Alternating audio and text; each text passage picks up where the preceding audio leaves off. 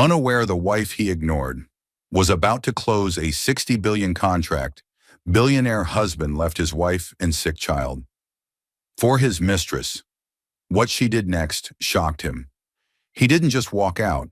He stood at the foot of a hospital bed, looked at his son struggling to breathe, then turned his back on both of them.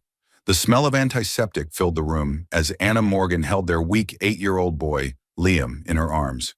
Her husband, Mark, billionaire investor, perfectly dressed, perfectly cold, adjusted his cufflinks and said, "I can't do this anymore. You're draining me, Anna."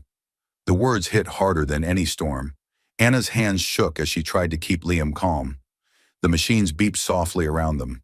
Mark grabbed the small overnight suitcase she had packed so he could stay by Liam's side, walked to the door, and left without touching his son's hand.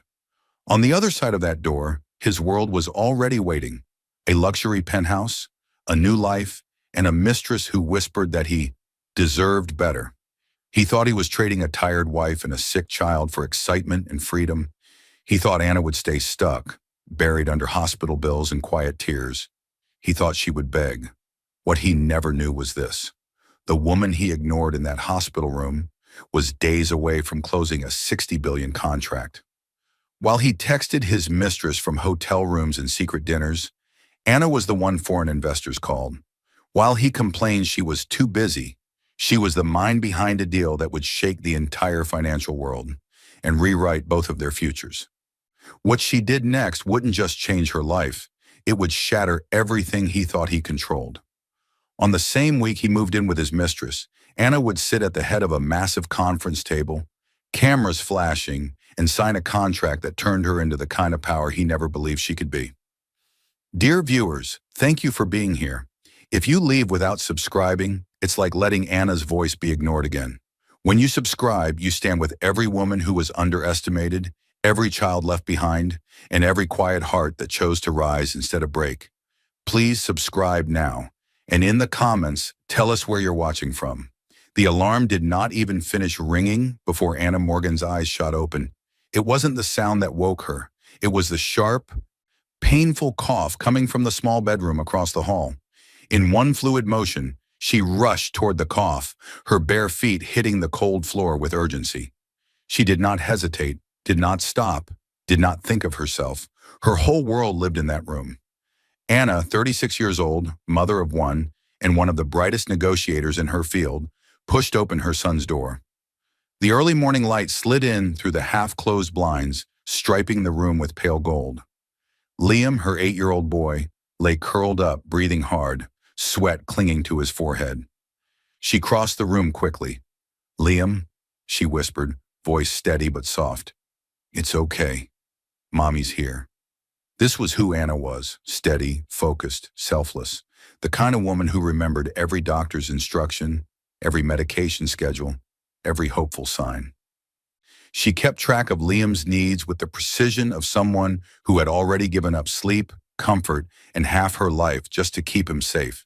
She did all of it without complaint. On the nightstand beside his bed, her laptop sat open, its screen still glowing from work she had been doing before finally closing her eyes for an hour. Rows of financial models filled the display.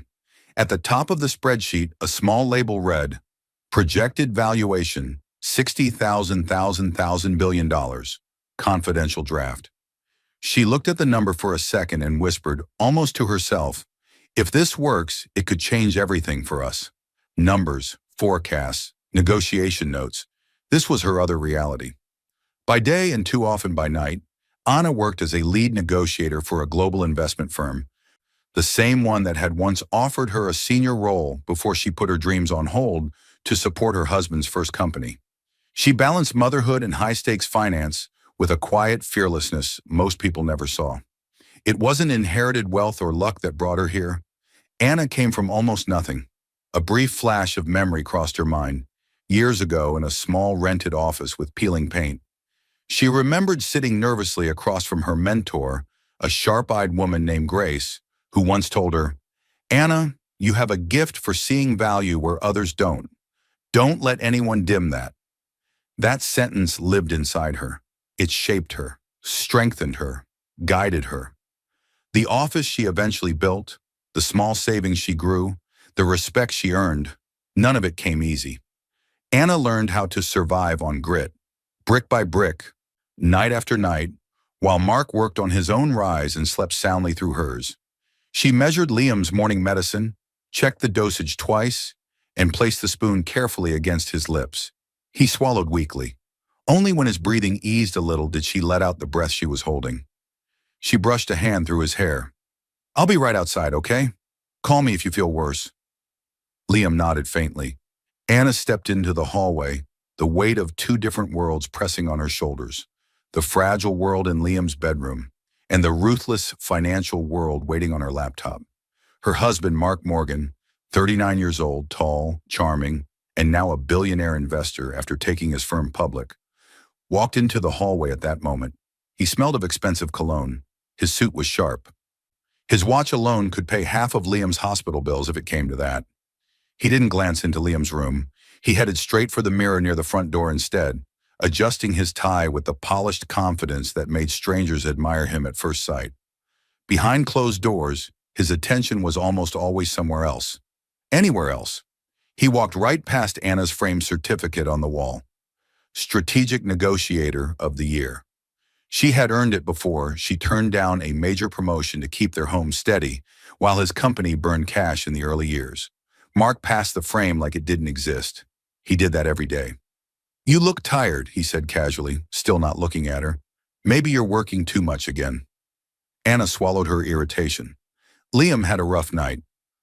I tried to talk to you about it yesterday, and also about the deal I'm leading." "Anna," he cut in, reaching for his watch. "We'll talk later. I'm running late. I've got investors flying in and a lunch meeting." It was always later. He grabbed his briefcase, brushing off her attempt at a real conversation. This had become their pattern.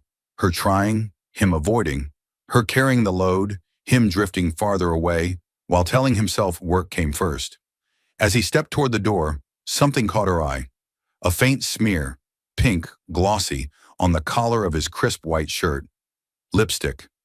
Anna froze. Not visibly, not loudly, but something in her heart shifted. Like a warning she wished she could ignore. She said nothing. Her face stayed calm. Her hands stayed still. But her eyes followed the stain as Mark slipped past her and opened the door. "I'll be home late," he said, already halfway outside. "Of course you will," she whispered, but only after the door clicked shut. Her heart pounded, not because she wanted to start a fight, but because deep down she knew this was not an accident, not a misunderstanding. Something deeper, something dangerous was growing beneath the surface of their marriage, and the lipstick was only the beginning. As she turned back toward Liam's room, her phone buzzed on the console table. An unknown number flashed on the screen. One short message appeared. "We need to talk." She didn't know it yet, but that message was tied to the same secret number that had been calling Mark for days, and it would pull her deeper into the truth he was trying to hide. The sound of clinking glasses hit Anna before she even stepped through the restaurant doorway. It wasn't the gentle kind of celebration sound.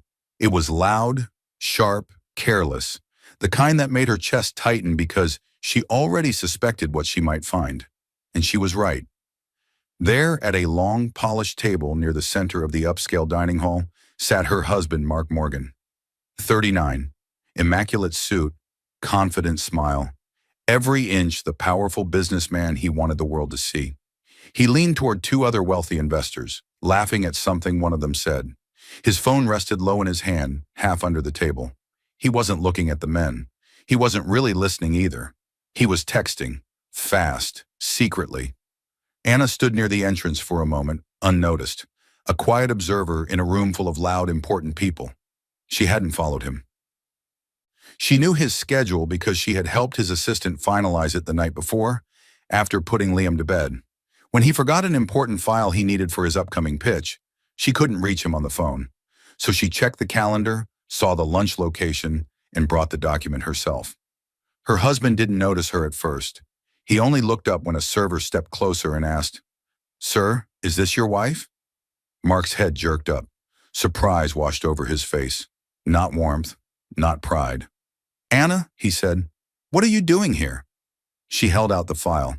"You forgot this on the counter. You said you needed it for the investor deck." He took it quickly, too quickly. His fingers brushed hers, but there was no gratitude in his eyes, only irritation at being interrupted. Anna stepped back, watching how he hid his phone under his napkin. She noticed the name of the contact flashing for a second before the screen dimmed. Private number. He pressed decline. On Anna's own phone screen, a small preview of a new voicemail appeared at the top. Anna, we need your input before we finalize the $60 billion proposal outline. It was from her manager at the investment firm. For a brief second, the room, the noise, the smell of expensive food, all of it blurred as the words sank in. This was the deal, the one she had been modeling for months, the one she had tried to tell Mark about the night before. Her thumb hovered over the voicemail notification, but before she could listen, Mark shifted in his seat like he wanted the subject to disappear. Your phone keeps buzzing, she said quietly. It's nothing, Mark replied, already glancing at his own screen again. Work stuff. Anna glanced at the investors. They looked relaxed, entertained. No one seemed bothered by his distraction, but something in his voice felt tight. He cleared his throat. You should go back home. Liam needs you. There it was again, the gentle push, the subtle dismissal he used whenever she tried to step into his world instead of only supporting it from the shadows. Anna nodded, but her eyes narrowed slightly. Mark, I wanted to talk to you tonight. I have something important happening at work. A big opportunity. He cut her off. Anna, we'll talk later. I'm in the middle of something. The words landed heavy inside her. He didn't ask what the opportunity was. He didn't even pretend to care. She tried again, keeping her voice steady. It's important. It could change a lot for us. For Liam. Mark sighed impatiently. Please, not now. Just not now. He turned away from her and back to the men at the table. His body language told her everything. She didn't belong here. Not in his meetings, not in his victories, not in the version of himself he performed in front of others. And then it happened. His phone lit up once more. Mark glanced at the screen, but it wasn't the name that caught Anna's attention. It was the way his face reacted. He flinched. For a brief second, panic crossed his features. His thumb hit decline again. Then he flipped the phone face down on the table, hiding the screen completely. Anna's breath stalled. Why hide it so quickly? He leaned slightly to the side, turning his back to her.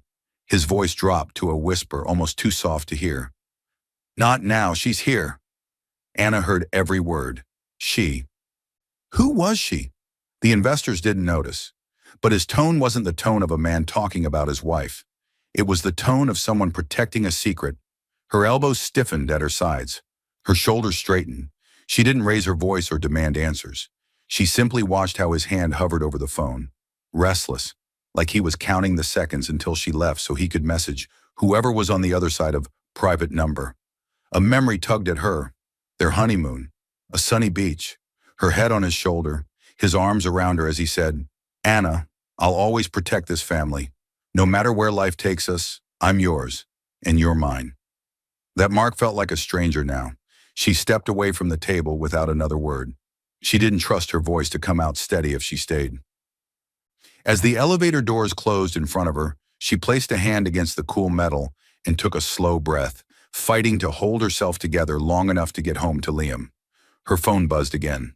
This time it wasn't her manager. It was a text from the same private number that had just been calling Mark. 3 words. We need to talk.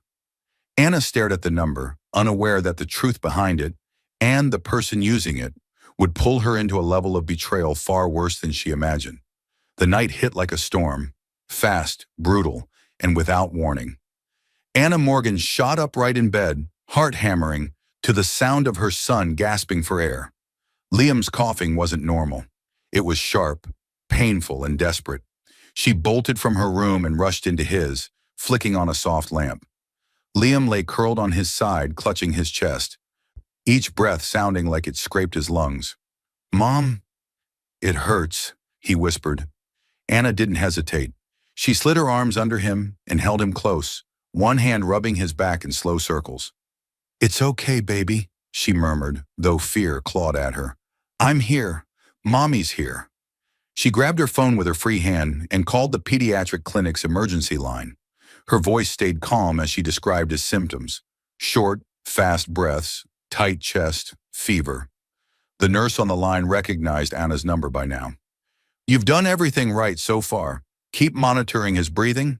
If it gets any worse, bring him in immediately. Thank you, Anna said quietly, even though the reassurance did little to ease the knot in her stomach. She hung up and laid Liam gently back on his pillows. She wiped his forehead with a cool cloth and watched his chest rise and fall, counting each breath. Only when his coughing softened into weak sighs did she reach for her laptop. Life didn't pause, not even for a sick child. Her email inbox was full. Meeting requests, updated models, questions from the foreign investor team about tomorrow's briefing. Her company needed her ready. The world on that screen expected her to think clearly, even when her world at home was shaking. A voicemail icon blinked. She put one earbud in and pressed play. Anna, it's Laura, her manager said, voice warm but urgent. I hope everything is okay with Liam. We need you sharp for negotiations next week. This could be monumental. Call me first thing in the morning. In the background, a softer voice, Laura's assistant, could be heard saying, they're already calling it the $60 billion deal. The phrase slipped through the speaker like a whisper and landed heavy in Anna's chest. This was the deal. The same opportunity she had tried to mention to Mark at the restaurant, the one he brushed aside. Anna's jaw tightened. She closed her eyes and, for a moment, drifted back years. Before Liam, before Mark became the rising star, before their marriage felt like a business negotiation she was losing. She had sat in a bright conference room, hands clasped, heart racing. A hiring partner from a major firm had just told her, we'd like to bring you in as a senior lead. This track could put you on the partner path in a few years. It had been her dream. That same evening, Mark had come home with his own big news. An investor wanted to fund his new company. Anna, he said, taking her hands, I can't do this alone. I need you. We need this. If you stay in that job, who's going to keep us stable while I build? She had loved him, so she gave up the offer. For him, for them. She became the steady paycheck, the emotional support, the quiet planner. She didn't complain. She genuinely believed they were building the dream together. Back in the present, Anna opened her eyes and looked at Liam. Mommy's not going anywhere, she whispered, more to herself than to him. She checked her messages. Still nothing from Mark. Her mind replayed the details. The lipstick on his collar, the secret text, the whispered, not now. She's here. The private number that had called him, then messaged her. Her chest tightened. She texted him anyway. Liam's not well. Call me. Minutes passed. Nothing. She adjusted Liam's blanket and refilled his water glass, checking his temperature again. She sat by his bedside, one hand on his arm, the other gripping her phone. Finally it buzzed. Her heart leapt, then fell. A message from Mark. I'll be home late. No question about Liam. No panic. No, is he okay? Anna stared at the screen, disbelief mixing with something sharper, an emotion she didn't name yet. She typed quickly, did you see my message about Liam? He's really sick. She watched the typing bubbles appear, disappear, appear again, then vanish completely. Nothing. The hurt was no longer surprising. It was just heavier than yesterday. She walked quietly to the living room, leaving Liam's door slightly open so she could still hear him. She stood by the window, city lights flickering in the distance like a world that didn't care. How did we get here? She whispered. Her phone buzzed again. A picture message. From an unknown number. Anna opened it. Her husband, laughing, leaning in close to a woman with long dark hair, his arm around her waist, a wine glass in his hand. The angle of the shot made it clear. They were in a hotel bar, not a business meeting. The sender ID matched the same anonymous number that had texted her earlier. Private number. Her world cracked a little more. She didn't know it yet, but the woman in that picture wasn't just going to destroy her marriage. She was about to drag Mark's entire empire into the fire with him. Anna pushed through the tall glass doors of Mark's office building so quickly that the security guard barely had time to greet her. She clutched a thick envelope against her chest. Liam's latest test results and a note from the specialist. She wasn't here to scream or accuse. She just wanted Mark to see them, to understand how serious their son's condition was before things got worse. She had arranged for their elderly neighbor, Mrs. Harris, to sit with Liam for an hour. She had left strict instructions, numbers taped by the phone, medicine pre-measured, every step calculated, every risk minimized. But the moment Anna stepped into the lobby, something else hit her. The air smelled different, stronger, sharper. A sweet, floral perfume floated in the space. Not hers, not anything she owned, and definitely not something Mark would wear. Her heartbeat tapped faster. She moved toward the elevator, the envelope trembling slightly in her hands. By the time the doors opened on the 10th floor, Mark's private floor, the scent was even stronger. The doors slid back to reveal a small reception area. Behind the desk sat Jenny Moore, a warm woman in her mid-40s who had worked with Mark for years. Jenny had seen Anna bring lunch during late nights, had watched her sit in the lobby with sleeping baby Liam when Mark was too busy to come downstairs. Jenny knew more history than most. She stood the moment she saw Anna. "Anna, hi, is everything okay?" "Just dropping something for Mark," Anna said, her voice calm but thin. "It's about Liam." Jenny's expression softened with worry. Her eyes flicked toward Mark's closed office door, then back at Anna. "He's not in right now." Anna swallowed. "Out for a meeting?" Jenny hesitated. "He's been out a lot lately." She lowered her voice. "Not always with clients." Anna's fingers tightened around the envelope. "Do you know who he's with?" Jenny looked torn. She wasn't a gossip, but she cared about Anna. "A woman," she said quietly. "Younger, dark hair, same perfume you're smelling now. They usually leave together when the floor gets quiet." There it was. Not suspicion, not guessing. Confirmation. "You deserve to know," Jenny added softly. "You've always been the one holding things together." Anna nodded. She forced a small, grateful smile, though her stomach twisted. "Thank you for telling me." Jenny reached across the desk and gently squeezed her hand. "You deserve better than secrets." Anna didn't trust herself to answer. Instead, she walked toward Mark's office door and pushed it open. The perfume smell hit her instantly. Heavy. Recent. The room itself was neat. Mark was always careful about appearances, but the atmosphere felt wrong. Too lived in for business. Too intimate for a workplace. A jacket, definitely not Mark's, hung over the back of his visitor chair. A lipstick-stained napkin sat balled up in the trash. On the corner of his desk, a wine glass rested beside a half-empty bottle. It looked like a private lounge after hours, not a CEO's office. Her mind shifted into survival mode. Collect, process, breathe. She carefully placed the envelope on the center of his desk and straightened it, lining it up with the edge. The name on the label, Liam Morgan, Pulmonary Function Results, stared back at her. It felt symbolic, a mother begging the father of her child to show up. But he wasn't here, not for her, not for Liam. She took one last look at the room, at the glass, the napkin, the jacket, and stepped out, thanking Jenny on her way to the elevator. As the elevator descended, she pressed a hand against her chest. Not to calm herself, just to remind herself that her heart was still beating.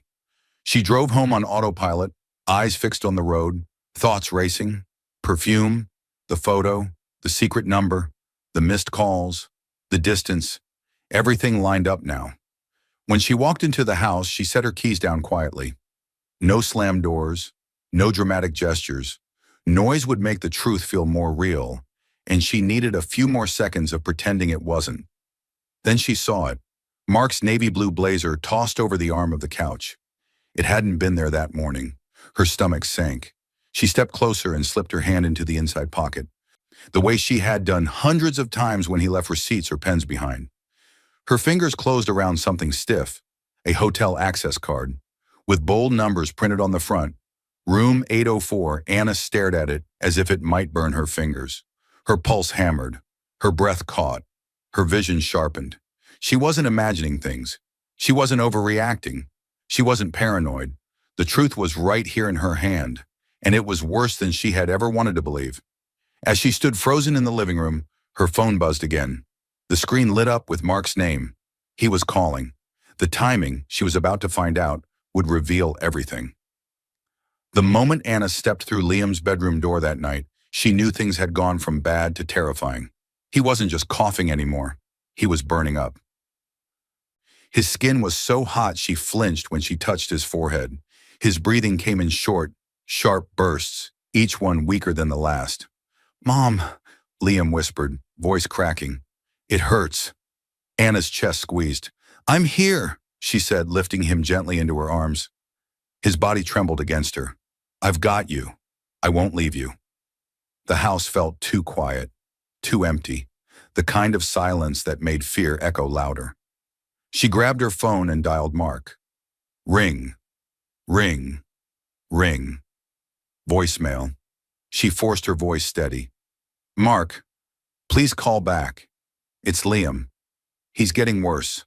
I think I need to take him in." She hung up and set the phone beside the bed. She soaked a cloth in cool water and placed it across Liam's forehead, whispering comfort between his shaky breaths. Minutes crawled by. No call. She tried again. Ring, ring, ring. Still nothing. Her hands shook slightly. These were the same hands that had helped steady Mark in his early business failures, that had carried the family through long nights, that now held their son while Mark didn't even pick up the phone. Her screen lit up. A text. From Mark. "Can't talk. Busy. Busy." Anna stared at the word until it blurred. Her son was struggling to breathe. His son. Their son. She typed back quickly. "It's an emergency. Liam is really sick. Call me now." She watched the screen. Seconds passed, then a full minute, then 2. Nothing. Her anxiety spiked. She dialed him again. This time he answered, but his voice came through low and sharp, like her call was a problem to solve, not a cry for help. "Anna, stop calling. I told you I'm busy." Noise bled through the line behind him. Soft music, clinking glasses, laughter. A woman's voice, muffled but light. Anna's stomach twisted. "Mark," she said, fighting to keep her voice calm, "I'm not calling to bother you. Liam can't breathe well. He needs you." There was a pause, a long one. When he spoke again, his voice was flat. "I can't deal with this right now." The words sliced her open, and then she heard it, the familiar mocking laugh of a woman behind him, the mistress. "She's still calling?" The woman's voice floated through, amused. Anna felt her knees weaken. "Mark," she tried again. "Please. Your son." "I said stop," he snapped. His tone dropped so the woman wouldn't hear the rest. "I told you, I'm busy. Handle it." The line went dead. Anna stared at the phone, her hands suddenly cold. Busy. Her mind flashed back without her permission. Mark in a hospital room years ago, holding newborn Liam, eyes full of tears. "I'll never abandon you too," he'd said. "Never." The memory hurt now. She blinked hard, forcing herself back to the present. There was no time to cry, no time to ask why. Liam needed her. She leaned over him again. "Baby, stay with me, okay? Mommy's here." But his breathing grew more shallow. His eyelids fluttered. Then suddenly, his body went limp.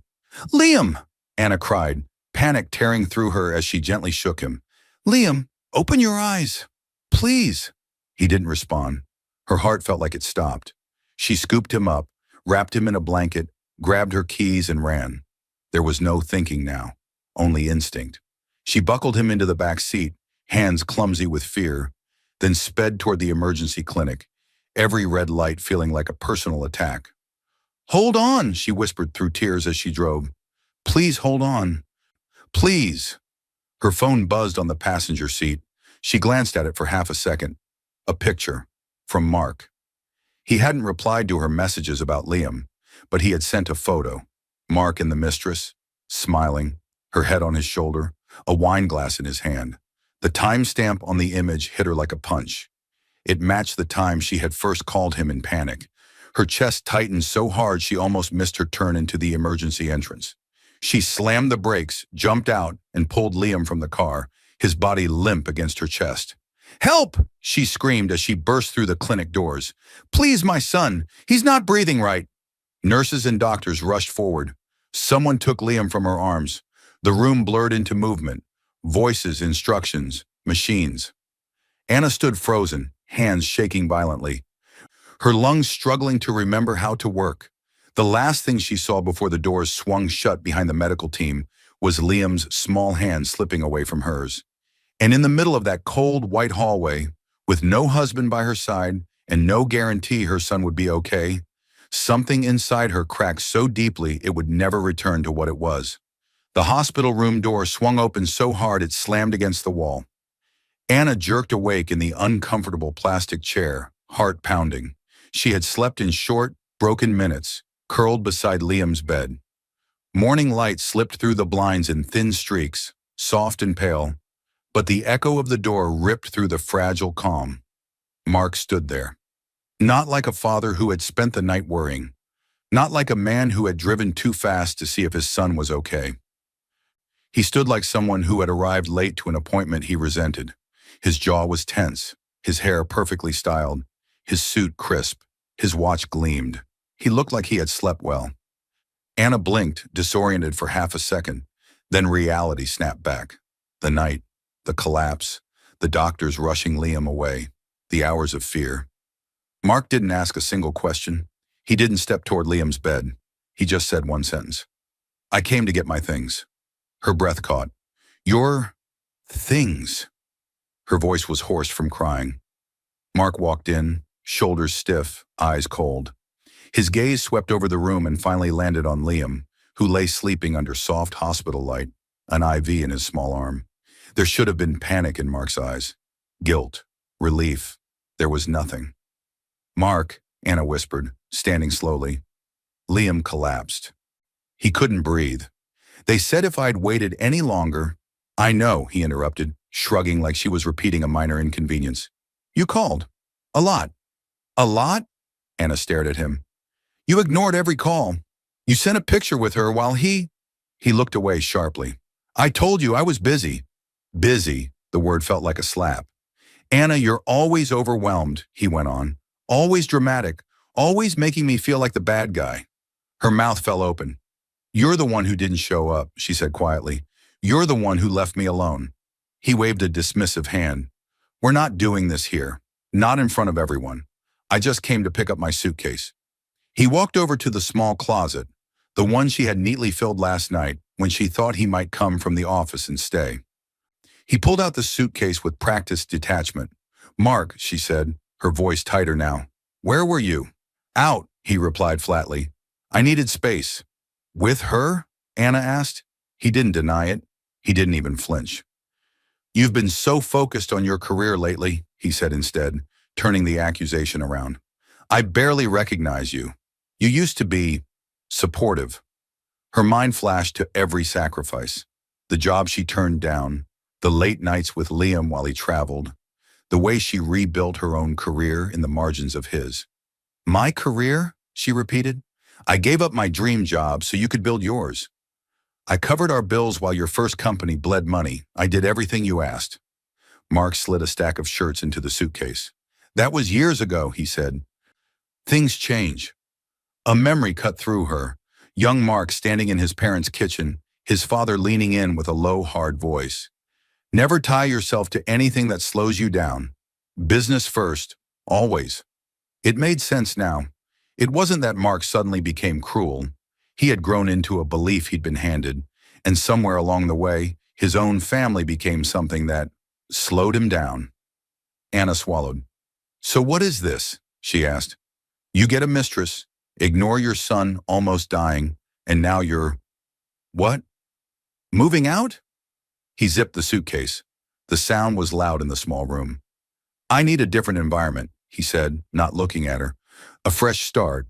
She understands me. You don't. Not anymore." He walked to the foot of Liam's bed and stood there. For a second, Anna thought he might touch his son.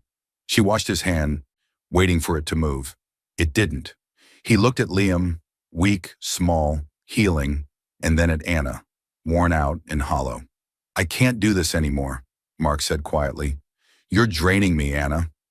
The words hit her like a physical blow. They were the final cut in 1,000 small ones. He turned toward the door, suitcase in hand. "I'll come by the house later for the rest of my thing," he added. Anna's legs trembled. She dropped back into the chair. Her body felt heavy, her heart strangely quiet, like it hadn't decided whether to break or turn to stone. A nurse stepped in moments later, startled to see Mark leaving and Anna pale. "Ma'am," the nurse asked gently, "are you okay?" Anna nodded weakly, eyes fixed on Liam. "It's just us now," she whispered. She didn't know yet that this numbness, this hollow space inside her, was about to be filled with something stronger than she had ever felt. Something that wouldn't just keep her standing, it would lift her. The house was silent, not peaceful, sharpened, like a blade waiting to be chosen. Anna sat at the edge of the living room couch, a small lamp casting a soft pool of light over the chaos on the coffee table. Medical bills, insurance forms, Liam's prescription chart, copies of Mark's recent transactions, and printed screenshots of messages he thought she would never see. Her heart pounded too fast, torn between collapse and fight. On the opposite couch, Liam lay asleep, wrapped in a blanket, his breathing finally steady. The doctors had discharged him earlier under strict instructions: regular medication, monitoring, and an immediate follow-up. She kept him close tonight, closer than ever. Every time her eyes drifted to his small face, her fear and her purpose hardened together. "He deserves better than this," she whispered. The numbness from the hospital slowly gave way to heavy reflection. When had her life become this? When had the man she trusted turned into someone who could walk out on his child in a hospital bed? When had she decided her pain was a price she had to keep paying? A memory tugged at her. Years ago, she sat in a small office with her mentor, Grace Turner. Grace had been there long before Mark's success, long before the firm took Anna seriously. Grace had clasped her hands and said, "If you ever feel trapped, build a bigger door. Never shrink yourself to fit someone else's limits." Anna had loved that line. She thought it was about career ceilings, stubborn bosses, difficult clients. She hadn't realized she would one day need it to escape her own marriage. Back in the present, she inhaled slowly. The part of her that wanted to cry and scream was still there. But something else had started to form over it. A quiet determination. Not loud, not dramatic. Just steady. She reached for her laptop and opened her calendar. At the top of the screen, a reminder glowed in bold letters. Final briefing. $60 billion acquisition. Tomorrow, 6:10 a.m. For a few seconds, she stared at it. The weight of everything she built pressed against the fresh bruise of being abandoned. While Mark claimed she had changed, she had been holding two worlds together, their home and a deal big enough to shift entire markets. If he wanted to walk away, she wouldn't stop him, but he wasn't walking away clean. Anna began sorting the papers on the table into neat piles: email logs, travel receipts, payment records, GPS data from shared cloud accounts, credit card statements linked to hotel stays, room 804 repeating like a warning, perfume purchases listed under miscellaneous gifts. She wasn't guessing anymore. She was building a case. Her phone buzzed, slicing through the silence. Attorney Daniel Reeves. Daniel was in his early 50s, calm, sharp, the same lawyer who had helped them buy their house years before. He had always spoken to Anna like she was the rational one in the room. She answered. "Daniel?" "Anna," he said, voice warm but serious. "You sounded urgent earlier. Are you safe?" She glanced at Liam, then at the documents. "I'm safe," she said. "I'm just done. Tell me what happened." So she did. The ignored calls, the mistress, the hotel card, the hospital night. Mark walking out that morning with a suitcase instead of staying with his son. She didn't cry through the story. She didn't raise her voice. She laid it out the way she would present a negotiation, fact by fact, without hiding the cost. When she finished, there was a pause. "Anna," Daniel finally said, "you timed this perfectly." She frowned. "What do you mean?" "The evidence you've collected," he replied. "The financial logs, the hotel records, the messages, plus what our forensic accountant has already traced from his accounts. It all aligns. This is strong, legally strong." She pictured the quiet, sharp-eyed accountant she had met 2 weeks earlier in Daniel's office. She had already suspected then that Mark was funneling more than just personal money into his lifestyle. "I'm not doing this for revenge," Anna said. "I'm doing it for Liam and for myself." "As you should," Daniel said firmly. You supported him for years. You deserve legal protection, and your son deserves stability. What's the next step? Papers rustled on his end. Everything is prepared. The petition, the financial complaint, the custody request. I just need your signature tomorrow.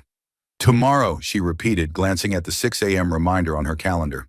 Yes, Daniel said. And Anna, are you ready for what comes next in the business world? She blinked. In the business world? You haven't checked today's financial news, have you? He asked. No. I've been at the hospital. There's a major deal about to hit every headline, Daniel said, and your name will be right at the center. A shiver ran through her. What deal? She whispered, even though she already knew. You'll see in the morning, he said gently. Get some rest if you can. The call ended. Anna stared at Liam sleeping peacefully, then at the mountain of evidence on the table. She didn't know it yet, but the $60 billion contract she had poured her heart and brain into was about to collide with her broken marriage. And everything Mark thought he controlled was about to flip. Before she could close her laptop, a new email notification appeared. From the investor team, subject line in bold, urgent. Anna, we need to confirm your leadership position before dawn. The meeting room buzzed the moment Anna stepped inside. Camera shutters snapped in rapid bursts. Executives in dark suits whispered over open folders. Assistants rushed between chairs with tablets and translation headsets. The tension in the air felt electric, like the seconds before a market opens on the biggest day of the year. Anna walked into all of it with calm, steady steps. Inside, her heart raced, but not with fear, with power. A long table ran down the center of the room. At its head sat the investor delegation, men and women flown in overnight from 3 continents. They weren't there for show. They were there because of the numbers Anna had put in front of them.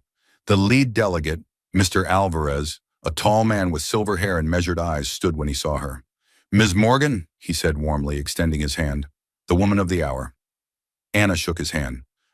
Thank you for trusting the process, she said. We trusted the numbers, he replied with a small smile, and the person behind them. His words landed hard. Her proposal, her research, her late nights. The same work Mark had dismissed as your little project. An assistant guided her to her seat. As soon as she sat, the room's noise softened into focused attention. Her mind flicked backward in quick flashes. Anna at the dining table at 2 a.m., laptop open, studying market models while Liam slept against her shoulder. Anna muting herself during a video call with foreign investors so she could settle Liam's cough, then switching back on as if nothing happened. Anna listening to Mark laugh off her ambitions. Anna, you're overthinking it. Just stick to the small deals. Leave the big ones to people who can handle pressure. Anna, finally accepting the firm's offer to lead this acquisition, promising herself and Liam, Mommy will make something better for us, I swear. The lead executive tapped the microphone. Let's begin. Silence settled. Anna took a breath, opened her laptop, and started. She walked through the proposal, phase by phase. Her voice was clear and steady. She explained risk scenarios, integration strategies, cultural factors between the merging entities. She projected cash flows and addressed regulatory concerns before anyone could raise them. Every question thrown at her, she answered. Every doubt she met with data. For once, her intelligence wasn't invisible. It was the center of the room. Her mentor's voice echoed faintly in her mind. If you ever feel trapped, build a bigger door. Today, she hadn't just built a door. She had built the whole room. After 2 hours of negotiations and clarifications, the final contract folder slid across the table toward her. The document represented months of work and years of quiet preparation. Mr. Alvarez lifted a pen. Ms. Morgan, if you're ready, your signature will finalize the acquisition. The market is waiting. Anna hesitated for a single breath. Not because she doubted herself, but because she understood the moment. This signature would not just change her career, it would change the balance of power in her life. She thought of Liam, of hospital nights, of Mark walking out, of sitting at home collecting proof while building billion-dollar models. Then she signed. The pen moved smoothly across the last page. The room erupted, cameras flashed, executives clapped, reporters surged forward, shouting questions. Anna Morgan had just closed a $60 billion acquisition deal, the largest in her firm's history, Microphones pushed toward her. Miss Morgan, what does this mean for your company's position globally? How did you manage to secure terms this favorable? Is it true you insisted on a child health fund as part of the CSR clause? She answered calmly, one question at a time, never overselling, never shrinking. Then a reporter with bright red glasses leaned in. Ms. Morgan, she asked, does your husband know you're the one behind the deal everyone is talking about? The room quieted for a beat. Anna looked straight into the circle of cameras. Her eyes were calm, her posture unshaken. She let a small, almost secretive smile touch her lips. He will, she said. The cameras went wild. Her composed expression froze in every shot that would flood the internet in minutes. Anna stood taller than she ever had, not because the world finally saw her, but because she finally saw herself clearly. Somewhere in another part of the city, Mark still thought he was in control, but the world was already learning the truth. As the press kept shouting questions and executives moved in to congratulate her, Anna's mind drifted ahead. This wasn't the end of the story, it was the opening move. Outside, as she stepped through the building's glass doors, her phone buzzed. Mark was calling, unaware of what had just happened. At the same time, another call came in. Call waiting flashed on the screen from an unknown number linked to room 804. The war for her future was about to begin. Mark slammed through the double doors of the boardroom so hard they bounced off the walls. Executives jerked in their seats. Assistants scrambled to the edges of the room. Conversations died mid-sentence. His eyes shot straight to the large digital leadership screen at the far end. The same screen that always displayed his name at the top. But today, the bold letters that used to read, Mark Morgan, CEO, were gone. In their place, in cold corporate blue, leadership status, under review, board meeting, emergency session. Mark's face lost color. What is this? He demanded, marching toward the table. No one rushed to answer. The CFO, Harold West, a cautious man in his 60s, cleared his throat. Mark, maybe you should sit. I'm not sitting, Mark snapped. Someone explain. Harold exchanged looks with the other board members. Finally pointing, he slid a thick envelope across the polished table. Mark grabbed it. His name was on the front. Mark Morgan. He tore it open. Inside was a formal letter, signed by Anna's lawyer, referencing petition for divorce grounds, infidelity, abandonment, misuse of marital and corporate assets. Attached were copies, invoices, hotel receipts, credit card statements, bank transfers, photos from room 804, screenshots of messages he thought he had deleted. His stomach lurched. How did she get all this? He whispered. Harold leaned back. She hired a forensic accountant weeks ago, he said. Your personal and company spending started to overlap. Mark's mind flashed back. Anna sitting across from a quiet, sharp-eyed accountant. Stacks of files on the desk. Her voice low but unwavering. I need every financial trail connected to my husband's accounts. Personal and business, no mistakes. The accountant nodding. Mrs. Morgan, if it's there, we'll find it. Weeks of quiet digging, late-night spreadsheets and cross-checks, all while Mark had assumed she was just stressed. Back in the boardroom, Mark slammed the envelope onto the table. This is personal. You can't use this here. Harold sighed. It became our problem when corporate funds showed up in your personal expenses. What funds? Mark demanded. Another board member slid forward a separate folder. Gifts purchased on company cards. Luxury travel listed as executive strategy retreats that match your stays in room 804. Wine and jewelry classified as client entertainment with no clients present. Mark's voice cracked. Those were relationship building. You know how this game works. Not with your mistress, the board member said plainly. Mark's mouth snapped shut. Silence wrapped around the room like a verdict. We lost 3 major investors this morning, Harold said. Mark's head jerked up. What? They pulled out, Harold continued, after Ms. Morgan's legal team filed a formal complaint and the article about her $60 billion deal went public. They questioned our internal controls. They don't want to be associated with a firm whose CEO mixes personal misconduct with corporate funds. Mark staggered back, feeling the floor tilt. The acquisition, he said desperately. We still have the acquisition, right?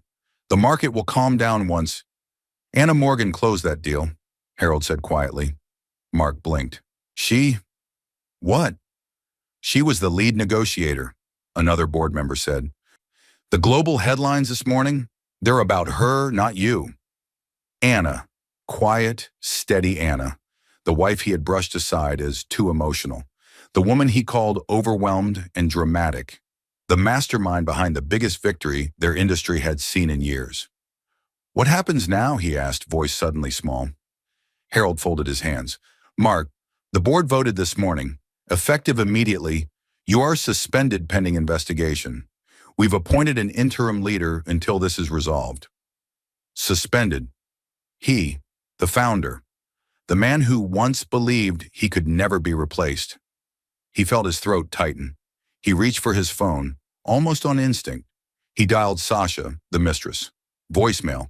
He texted her, no reply. He tried again. Finally, one message appeared. Mark, I can't be involved in this. I need stability. This is too messy. Then seconds later, don't contact me again. She was gone. Just like that.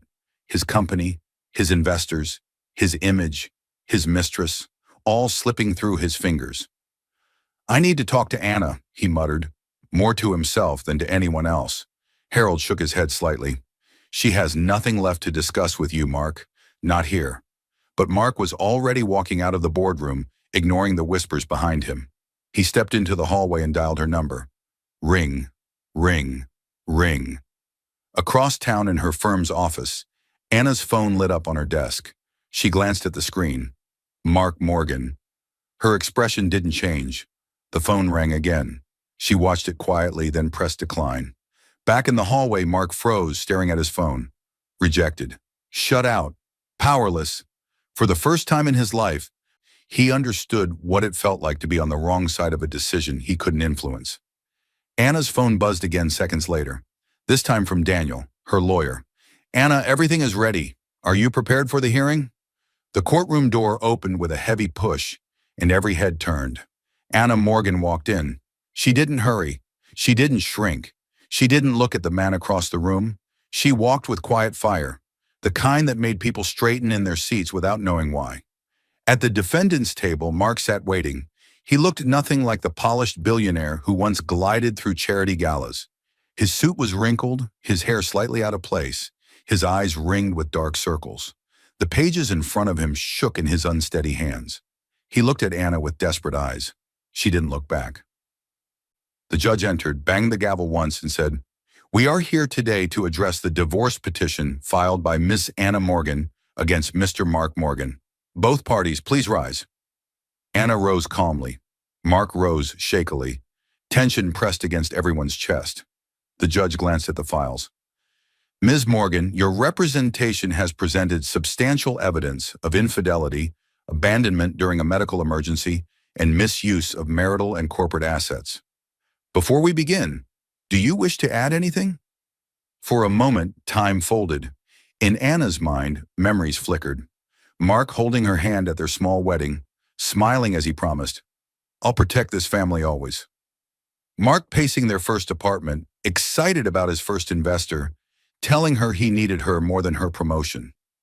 Mark holding newborn Liam, tears in his eyes, whispering, I'll never abandon you. Then the later memories, the lipstick on his collar, the unanswered calls, the photo from room 804, the night Liam collapsed, the morning he stood at the foot of their son's hospital bed and said, You're draining me, Anna, before walking out. All of it settled into one truth. She had already said everything that mattered. Her voice was calm when she answered, No, Your Honor. Everything that needed to be shown has already been shown. The judge nodded. Very well. Mark's lawyer stood. Your Honor, my client wishes to make a brief statement. Mark swallowed, then faced Anna. I made mistakes, he began. I know I did. But Anna, you know me. You know I was under pressure. The business, the investors, everything. I lost myself. I thought she cared about me. I see now that I was wrong. His voice shook. He took a breath. Anna, if you give me one more chance. She didn't move. Don't do this to us, he whispered. The courtroom went quiet. Every eye shifted to Anna. Would she soften? Would she look back at the man she had once loved? Anna lifted her chin slightly.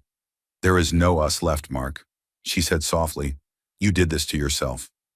He closed his eyes as if the words were a final blow. The judge reviewed the documents one last time, then spoke with clear authority. Given the evidence of repeated infidelity and emotional abandonment, and given the documented incident of failing to respond during the minor child's medical emergency, this court grants Ms. Morgan full physical and legal custody of the minor child, Liam Morgan.